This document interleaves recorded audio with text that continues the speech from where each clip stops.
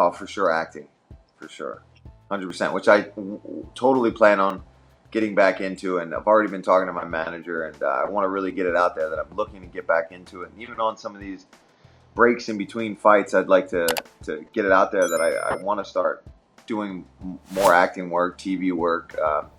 I got to get some more headshots and all that kind of nonsense that I haven't had in years. But I went to school for acting. I went to University of the Arts in Philly, so that was that for sure. Something involved in either the theater or film would be what I was doing. If I were a professional fighter, I don't know. I could do a lot of things. So the thing is, before being a like a jiu-jitsu high-level fighter, I was doing university in Brazil. If we translate, it's gonna be like a physical education.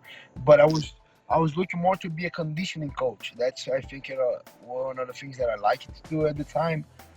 But when I was in the school, I was kind of like, what I'm doing here, I'm supposed to be training right now. And then I kind of quit the high school and everything and started doing jiu-jitsu. But I think I might be a training coach, something like that, like strength conditioning coach, I think. I'd probably be a police officer like my dad and my brothers. Okay, this is going to sound really weird, but I have thought about this a lot before. Honestly, I think I would make donuts. Awesome. Okay, you'd go like head-to-head with like Dunkin' Donuts or something like that, or just like a mom and pop place? Well, I mean, I would work for Dunkin' Donuts if they would have me, like in the factory making the donuts. I feel like that's my other dream job. When I retire from fighting, I might look at becoming a donut maker. I would be making pizza at my own pizzeria. Yeah, man. I mean, for me, one of the best things about this job is that you get to travel so much. So if I wasn't fighting, I'd choose a job that would allow you to have a free schedule and travel. I used to wanna take pictures and be a photographer. Nowadays, I think it would be an amazing job to be like a food critic. So you can travel, a food blogger, something like that. And yeah, that would be a cool job. I think I would own a bakery. Well, I mean, cupcakes naturally, but I think cookies too. That's a good question. I was going to business school and culinary art school before my career took off, so maybe a restaurant owner. Like growing up, I always wanted to be some sort of athlete. I wanted to be like a pro snowboarder, or like I was really into soccer.